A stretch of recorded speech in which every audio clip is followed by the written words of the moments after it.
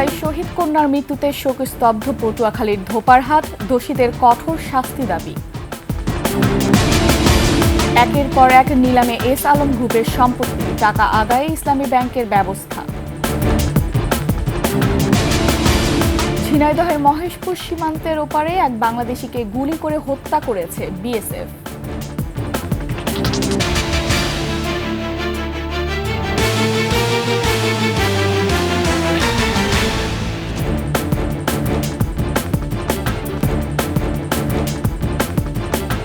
শুনছিলেন সংবাদ শিরোনাম। আমন্ত্রণ ২১ দেশের সংবাদের সাথে আছি আমি ফারহান আলুপা।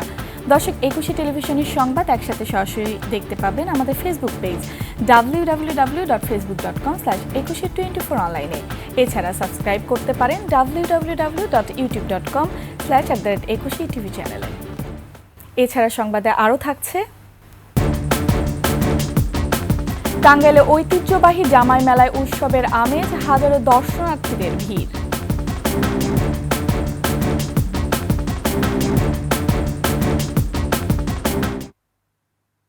জুলাই শহীদ কন্যা লামিয়ার মৃত্যুতে আর্তনাদ আর আহাজারিতে ভারী হয়ে উঠেছে পটুয়াখালীর ধোপারহাট এলাকা। এমন মৃত্যু মেনে নিতে পারছে না পরিবার ও এলাকাবাসী। দোষীদের কঠোর বিচার দেখতে চান তারা। এদিকে বাবার কবরের পাশে শায়িত করা হবে ধর্ষণের শিকার হয়ে আত্মহত্যা করা লামিয়াকে। পটুয়াখালী থেকে মুজাহিদ প্রিন্সের তথ্যছবিতে ডেস্ক রিপোর্ট। জুলাই শহীদের কন্যার এমন করুণ মৃত্যু মানতেই পারছেন না লামিয়ার দাদি রাবেয়া বেগম। গ্রামের বাড়িতে চলছে লামিয়ার শেষ বিদায়ের প্রস্তুতি। স্বজনদের সান্ত্বনা দিতে এসে প্রতিবেশীরাও কাঁদছেন, চেয়েছেন দোষীদের কঠোর বিচার। বাপ মরছে, মা মরছে, মাইয়ে মরছে, বুয়া মরছে, এখন আবার নাতি মরে। কারণ ওখানে যে দর্শনটা হয়েছে, দর্শনের একটা ভিতরে যে একটা দুঃখ, একটা হিট, এই হিটে সামাল দিতে না পারে এই জন্য সে আত্মহত্যা করছে। গত 18 মার্চ পটুয়াখালীর নিজ বাড়ি থেকে নানা বাড়ি যাওয়ার পথে লামিয়া ধর্ষণের শিকার হয়। সাহসিকতার সাথে তিনি নিজে থানায় গিয়ে অভিযুক্তদের বিরুদ্ধে মামলা করেন। দুমকি থানা পুলিশ অভিযুক্ত সাকিব ও সিফাতকে গ্রেফতার করে। তারা এখন কারাগারে আছেন। দুজনেই বিজ্ঞ আদালতে স্বেচ্ছায় স্বীকারোক্তিমূলক জবানবন্দি দেয়। তো একটা তথ্য প্রচার হয়েছে যে আসামিরা জামিনে বের হয়েছে, এটা সম্পূর্ণ একটি অসত্য তথ্য। তারা দুজনেই এজাহারনামী আসামি, দুজনেই জেলহাজতে আছে। লামিয়ার পরিবারের দাবি, ধর্ষণের শিকার হওয়ার পর থেকে লামিয়া গভীর মানসিক যন্ত্রণায় ভুগছিলেন। সামাজিক লজ্জা, অবহেলা আর ন্যায় বিচার না পাওয়ার আশঙ্কা থেকে চরম হতাশায় আত্মহননের পথ বেছে নেয় লামিয়া। মহিমা পলি, ডেস্ক রিপোর্ট, ২১ টেলিভিশন। মাগুরার আলোচিত শিশু আসিয়া ধর্ষণ ও হত্যা মামলায় বাদীসহ ৩ জনের সাক্ষ্য গ্রহণ শেষ হয়েছে। মামলাটি দ্রুততম সময়ের মধ্যে শেষ করার জন্য সাক্ষী শেষ না হওয়া পর্যন্ত প্রতিদিন সাক্ষ্য গ্রহণ চলবে বলে আদেশ দেন আদালত। মাগুরার নারী ও শিশু নির্যাতন দমন ট্রাইব্যুনাল আদালতের পাবলিক প্রসিকিউটর মনিরুল ইসলাম মুকুল জানান, বিচারক এম জাহিদ হাসানের আদালতে আসামিদের উপস্থিতিতে সাক্ষ্য গ্রহণ শুরু হয়। প্রথমে মামলার বাদী আয়েশা খাতুনকে জবানবন্দি শেষে লিগ্যাল এইডের মাধ্যমে নিয়োগপ্রাপ্ত আইনজীবী সোহেল আহমেদ জেরা করেন। পর্যায়ক্রমে ১ ও ২ নম্বর সাক্ষী হাসি ও রুবেলকেও জেরা করেন আসামি পক্ষের আইনজীবী। একের পর এক নিলামে উঠছে এস আলম গ্রুপের সম্পত্তি। প্রায় ১০,০০০ কোটি টাকা পাওয়া আদায়ে গ্রুপের প্রায় ১১ একর জমি ও জায়গা, কারখানা, গুদাম নিলামে বিক্রির ঘোষণা দিয়েছে ইসলামী ব্যাংক বাংলাদেশ পিএলসি। নিলামে ক্রেতা পাওয়া না গেলেও অর্থ আদায়ে আদালতে মামলা করার কথা বলছে ব্যাংক কর্তৃপক্ষ। চট্টগ্রাম থেকে হাসান ফেরদৌসের তথ্যছবিতে ডেস্ক রিপোর্ট। ক্যামেরায় ছিলেন বিপ্লব মজুমদার। ফ্যাসিস্ট আওয়ামী সরকারের আমলে সুবিধাভোগী এস আলমের বিরুদ্ধে প্রতারণা, বিদেশে অর্থ পাচার, মানি লন্ডারিং সহ বিভিন্ন অনিয়মের অভিযোগ রয়েছে ব্যাংক ঋণ নিয়ে সেসব পরিশোধ না করারও। ইসলামী ব্যাংকের খাতুনগঞ্জ কর্পোরেট শাখা থেকে S Alam refined sugar industries limited সহ বিভিন্ন প্রতিষ্ঠানের নামে প্রতিষ্ঠানটির চেয়ারম্যান মোহাম্মদ আবদুল্লাহ হাসান এবং ব্যবস্থাপনা পরিচালক মোহাম্মদ সাইফুল আলম এই ঋণ নেন। ব্যাংকের পাওনা প্রায় ১০,০০০ কোটি টাকা আদায়ে উদ্যোগ নিয়েছে কর্তৃপক্ষ। ব্যাংক কর্তৃপক্ষ বলছেন 2025 সালের 24 মার্চ পর্যন্ত লভ্যাংশ সহ খেলাপি বিনিয়োগ বাবদ পাওনা 9,948 কোটি 42,70,000 টাকা। ঋণ গ্রহণকালে মর্টগেজ রাখা চট্টগ্রামের কর্ণফুলীর পাথরঘাটার ঈসানগর মৌজার 10.93% জায়গা সহ এর উপর থাকা কারখানা, গুদাম ও ভবন নিলামে তোলা হচ্ছে। এই বিনিয়োগের টাকা আদায়ের জন্য মূলত আমরা সর্বাত্মক আইনি প্রচেষ্টা চালিয়ে যাচ্ছি। তারই অংশ হিসেবে আমার কাছে রক্ষিত যে সমস্ত মর্টগেজ প্রপার্টিগুলো আছে সেগুলো নিলামের জন্য আমরা অর্থনীতি আইন আদালত অনুযায়ী পত্রিকায় আমরা বিজ্ঞপ্তি প্রকাশ করেছি। আগামী 14 মে নিলামের দরপত্র গ্রহণ করা হবে। এতে যোগ্য প্রতিষ্ঠান পাওয়া না গেলে আইন অনুযায়ী এসালম গ্রুপের বিরুদ্ধে অর্থঋণ আদালতে মামলা করা হবে। আগ্রহী ক্রেতা পেলে পরবর্তী পদক্ষেপ নেওয়া হবে, অন্যথায় আমরা সরাসরি অর্থঋণ আদালতে মামলা দায়ের করব। এর আগে দুর্নীতি দমন কমিশনের দায়ের করা মামলায় বুধবার 159.15 একর জমি এবং 17 এপ্রিল এসালমের 1,360টি ব্যাংক হিসাবে থাকা 2,619 কোটি 7,16,000 টাকা জব্দের আদেশ দেয় ঢাকার সিএমএম আদালত। ফিরোজ হোসেন, 21 টেলিভিশন। ঝিনাইদহের মহেশপুর সীমান্তের ওপারে ভারতের অভ্যন্তরে ওবায়দুর রহমান নামে বাংলাদেশিকে গুলি করে হত্যা করেছে বিএসএফ। সকালে ভারতের 24 পরগনার মধুপুর থেকে মৃতদেহটি উদ্ধার করে ভারতের পুলিশ। নিহত ওবায়দুরের বাড়ি মহেশপুর উপজেলার গোপালপুর গ্রামে। স্থানীয়রা জানায়, শনিবার রাতে গোপালপুর গ্রামে 7 থেকে 8 জন অবৈধভাবে ভারতে যায়। সেই সময় বিএসএফ তাদের লক্ষ্য করে গুলি ছোড়ে। ওবায়দুর সহ 2 জন বাদে অন্যরা পালিয়ে আসে। ওবায়দুরকে বিএসএফ ধরে ফেলে এবং বস্তায় ভরে অমানসিক নির্যাতনের পর গুলি করে হত্যা করে। সকালে ভারতের অভ্যন্তরের মধুপুরে মৃতদেহ পড়ে থাকতে দেখে স্থানীয়রা। অন্যজনের খবর এখনো পাওয়া যায়নি।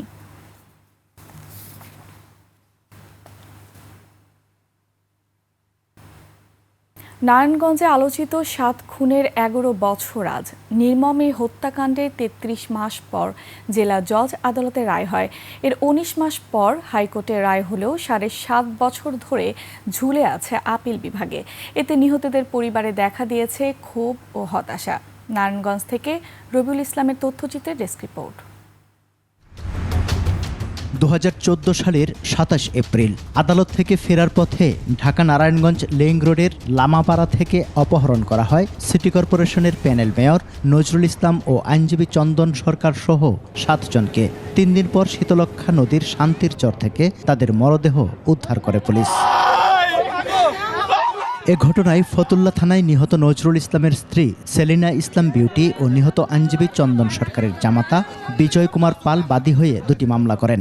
2017 সালের 16 জানুয়ারি রায়ে প্রধান আসামি নূর হোসেন ও র্যাবের চাকরিচ্যুত 3 কর্মকর্তা সহ 26 জনকে মৃত্যুদণ্ড দেয়া হয়। আসামিপক্ষ আপিল করলে একই বছর 22 আগস্ট হাইকোর্ট 15 জনের মৃত্যুদণ্ডের আদেশ বহাল রাখেন। কিন্তু আপিল বিভাগে 7.5 বছরেও এর নিষ্পত্তি না হওয়ায় ক্ষুব্ধ নিহতের স্বজনরা। রায়টা না হওয়া পর্যন্ত আমরা শান্তিতে ঘুমাইতে পারতেছি না। আসামিদের দ্রুত ফাঁসি দেওয়া হোক এবং এই মামলা দ্রুত নিষ্পত্তি করা হোক, আমরা আপিল বিভাগের কাছে একটু অনুরোধ করি। এই কার্যকরের পরে যাতে সারা বাংলাদেশ বুঝতে পারে যে না, অন্যায় করলে মানুষ ছাড় পাবে না। নতুন উপদেষ্টার আমলে আমাদের এই বিচারটা হোক, আমাদের রায়টা কার্যকারিতা হোক, অন্তত আমাদের পরিবারটার একটু শান্তি মিলুক। সাজাপ্রাপ্তরা আওয়ামী লীগের নেতা ও স্থানীয় নেতাদের আত্মীয় হওয়ায় বিগত ফ্যাসিস্ট সরকার বিচার কাজ স্থবির করে রেখেছিল বলে অভিযোগ বাদীপক্ষের আইনজীবীর। তবে উচ্চ আদালতে ন্যায় বিচার নিশ্চিত হবে বলে আশাবাদ জানিয়েছেন রাষ্ট্রপক্ষের আইনজীবী। তৎকালীন শেখ হাসিনার সরকার এই মামলার যে রায়টাকে যাতে বিলম্বিত হয় সেটার জন্য চেষ্টা করা হয়েছে এবং রায়টা যাতে আপিলের ডিভিশনে শুনানি না হয় সেটাই তারা নিশ্চিত করেছিল। যারা আসামিপক্ষ তারা কখনোই কোনো রকম অ্যাডভান্টেজ নিতে পারবে না। অ্যাপিলের ডিভিশনে যেটা আছে লিভ টু আপিল, সেখানেও অবশ্যই আসামিরা চূড়ান্ত তাদের শাস্তি বহাল থাকবে। শিগগিরই আপিল বিভাগে মামলাটি নিষ্পত্তির দাবি নিহতদের স্বজন ও সাধারণ মানুষের। প্রধান উপদেষ্টার কাছে আকুল আবেদন জানাচ্ছি। সমার ইসলাম, ডেস্ক রিপোর্ট, 21 টেলিভিশন। নারায়ণগঞ্জের আলোচিত ৭ খুনের মামলায় ১১ বছরেও খুনিদের শাস্তি না হওয়া এবং দ্রুত বিচারের দাবিতে মানববন্ধন করেছে আইনজীবী ও নিহতের স্বজনরা। সকালে নারায়ণগঞ্জ আদালত চত্বরে আইনজীবী সমিতির ভবনের সামনে এ মানববন্ধন হয়। মানববন্ধন থেকে বক্তারা ১৫ দিনের মধ্যে আপিল বিভাগকে মামলার রায় নিষ্পত্তির আলটিমেটাম দেয়। ১১ বছর আগে এই দিনে নারায়ণগঞ্জ আদালতের জ্যেষ্ঠ আইনজীবী চন্দন সরকার ও সাবেক প্যানেল মেয়র নজরুল ইসলাম সহ ৭ জনকে অপহরণের পর হত্যা করা হয়। অবিলম্বে আলোচিত এই মামলার রায় কার্যকরের দাবি জানান বক্তারা।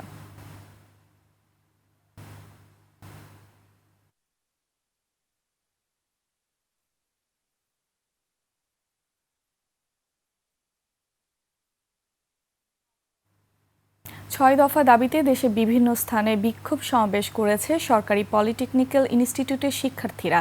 দুপুরে খুলনার খালিশপুর গাবতলা মোড়ে সরকারি পলিটেকনিক ইনস্টিটিউটের প্রশাসনিক ভবনের প্রধান ফটকে তালা লাগিয়ে বিক্ষোভ ও সমাবেশ করে শিক্ষার্থীরা। কেন্দ্রীয় কর্মসূচির অংশ হিসেবে কর্মসূচি পালন করে আন্দোলনকারীরা। ঠাকুরগাঁও ডিপ্লোমা নার্সদের স্নাতক ডিগ্রি সমমানের মর্যাদার দাবিতে আবারও বিক্ষোভ ও অবস্থান কর্মসূচি পালন করেছে শিক্ষার্থীরা। সকালে ঠাকুরগাঁও জেলা প্রশাসক কার্যালয়ের সামনে কর্মসূচি পালন করে তারা। একই দাবিতে নেত্রকোনাতেও নার্সিং ইনস্টিটিউটের শিক্ষার্থীরা কমপ্লিট শাটডাউন কর্মসূচি পালন করে। দাবি আদায় না হওয়া পর্যন্ত আন্দোলন চালিয়ে যাওয়ার হুঁশিয়ারি দেন আন্দোলনকারীরা। ৭০ দশকের আধুনিক কবি ও সাংবাদিক দাউদ হায়দার মারা গেছেন। জার্মানির বার্লিনে একটি হাসপাতালে চিকিৎসাধীন অবস্থায় শেষ নিঃশ্বাস ত্যাগ করেন তিনি। স্বজনরা জানান, গত বছর ১২ ডিসেম্বর বার্লিন শহরে নিজ বাসার সিঁড়িতে পড়ে যান দাউদ হায়দার। পরে তাকে আহত অবস্থায় হাসপাতালে নেওয়া হয়। এরপর থেকে আইসিইউতে নিবিড় পর্যবেক্ষণে ছিলেন বেশ কিছুদিন। আজ সেখানেই চিকিৎসাধীন অবস্থায় মারা যান কোলন ক্যান্সারে আক্রান্ত দাউদ হায়দার। ১৯৫২ সালের ২১শে ফেব্রুয়ারি পাবনার দোহারপাড়ায় জন্মগ্রহণ করেন তিনি। তার অন্যতম বিখ্যাত কাব্যগ্রন্থ জন্মই আমার আজন্ম পাপ। রাজবাড়ীর গোয়ালন্দ উপজেলার পদ্মা নদী থেকে জিহাদ সর্দার নামে এক ব্যক্তির মাথাবিহীন মরদেহ উদ্ধার করেছে পুলিশ। সকালে ছোট ডাকলা ইউনিয়নের অন্তরমোড় এলাকার খেয়াঘাটের পূর্ব পাশে পদ্মা নদীতে ভাসমান অবস্থায় পুলিশ মরদেহটি উদ্ধার করে। নিহত জিহাদ সর্দারের বাড়ি গোয়ালন্দ উপজেলার ছোট ডাকলা ইউনিয়নের চরবরাট গ্রামে। স্থানীয়রা জানায়, ভোরে পদ্মায় মাছ ধরতে গিয়ে জেলেরা নদীতে মাথাবিহীন মরদেহ ভাসতে দেখে স্থানীয়দের খবর দেয়। এদিকে সাভারে পারিবারিক কলহের জেরে ৪ মাসের অন্তঃসত্ত্বা স্ত্রীকে শ্বাসরোধে হত্যা ঘটনায় স্বামীকে আশুলিয়া থেকে গ্রেফতার করেছে পুলিশ।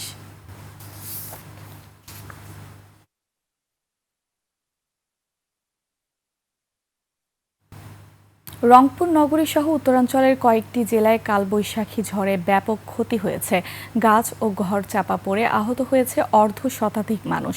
শনিবার রাতে কুড়িগ্রামের বিভিন্ন স্থানে বৃষ্টির সাথে শুরু হয় কালবৈশাখী ঝড়। এতে অসংখ্য গাছপালা ও বিদ্যুতের খুঁটি ভেঙে পড়ে। ক্ষতি হয় উঠতি বোরো ধানের। ঝড়ে লালমনিরহাটের বিভিন্ন স্থানে ব্যাপক ক্ষতি হয়েছে। বিভিন্ন জায়গায় উপড়ে পড়ছে বড় বড় গাছ। বিদ্যুতের খুঁটি ভেঙে তার ছিঁড়ে যাওয়ায় জাতীয় গ্রিডের সাথে সংযোগ বিচ্ছিন্ন হয়ে যায়। এছাড়া রংপুর জেলার বিভিন্ন স্থানে কাঁচা ঘরবাড়ি বিধ্বস্ত হয়েছে। বিদ্যুতের লাইন সহ ক্ষতি হয়েছে বোরো ফসলের।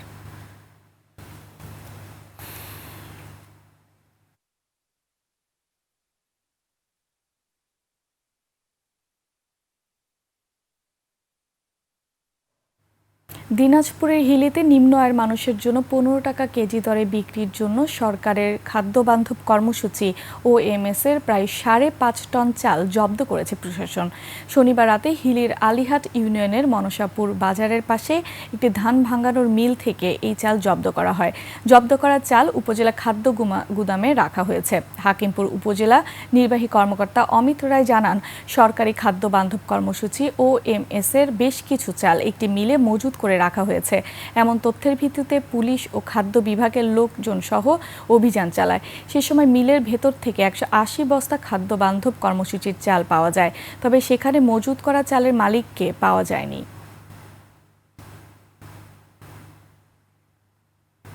ভোলা বরিশাল সেতুসহ ৫ দফা দাবি জানিয়েছে ভোলা জেলা নাগরিক সোসাইটি। জাতীয় প্রেস ক্লাবের সামনে বিক্ষোভ সমাবেশে রাজধানীতে থাকা ভোলার বাসিন্দারা অংশ নেন। এই সময় বক্তারা ভোলার প্রাকৃতিক সম্পদ জেলার উন্নয়নে ব্যবহারের দাবি জানিয়ে অতি অনতি বিলম্বে ঘরে ঘরে গ্যাস সংযোগ দেওয়ার দাবি জানান। চিকিৎসা খাতের উন্নতির জন্য জেলায় একটি মেডিকেল কলেজ সহ আধুনিক হাসপাতাল স্থাপনেরও দাবি জানানো হয় সমাবেশে। এছাড়া মনপুরা দ্বীপে জাতীয় গ্রিডের বিদ্যুৎ নিশ্চিত করার আলটিমেটাম দেন বিক্ষোভকারীরা। দাবি না মানলে বৃহত্তর আন্দোলন যাওয়ার ঘোষণা দেন তারা।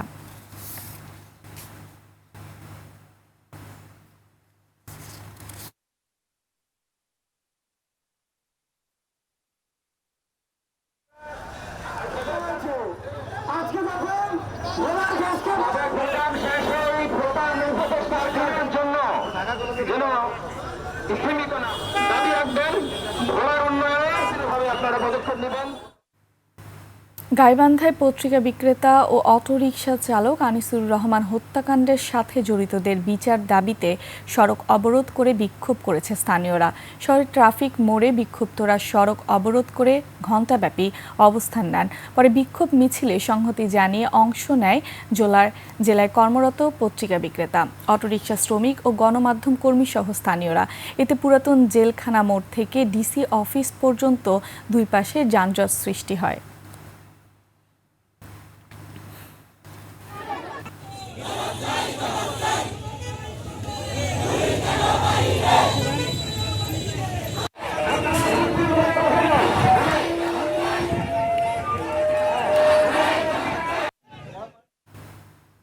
টাঙ্গাইলে চলছে 150 বছরের ঐতিহ্যবাহী জামাই মেলা। মেলা উপলক্ষে শ্বশুর বাড়িতে এসেছেন 30 গ্রামের জামাই।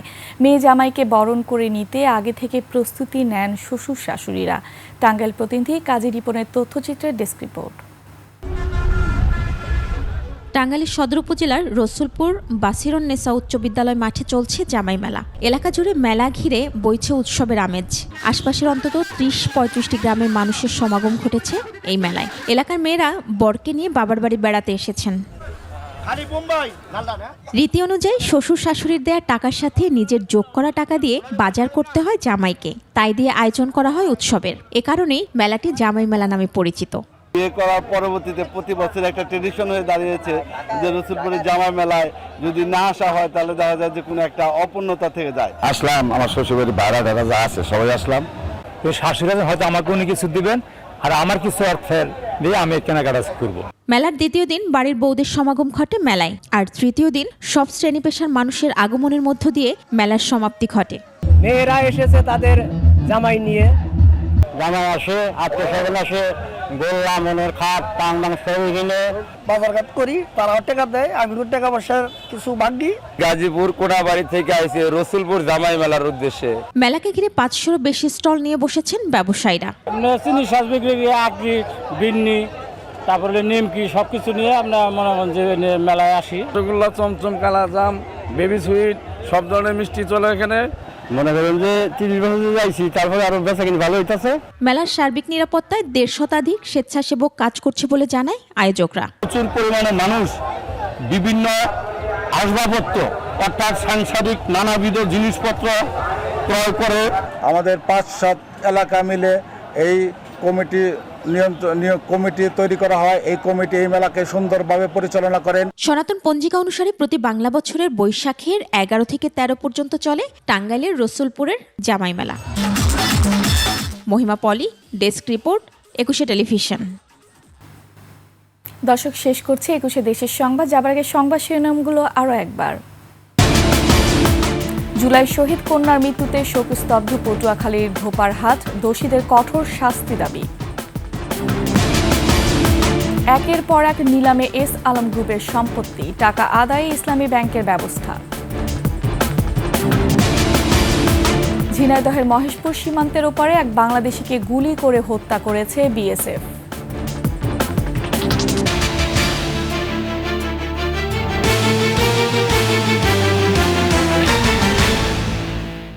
সবশেষ সংবাদ জানতে ডায়াল করুন 2021 নম্বরে ভিজিট করুন 21-tv.com ওয়েবসাইটে। ফেসবুকে ভিজিট করতে পারেন www.facebook.com/2124 অনলাইনে। এছাড়া সাবস্ক্রাইব করতে পারেন www.youtube.com/@21tv চ্যানেলে। এতক্ষণ সঙ্গে থাকার জন্য ধন্যবাদ। পরবর্তী সংবাদ সন্ধ্যা 7টায় দেখার আমন্ত্রণ রইল। 21-এর সাথেই থাকুন।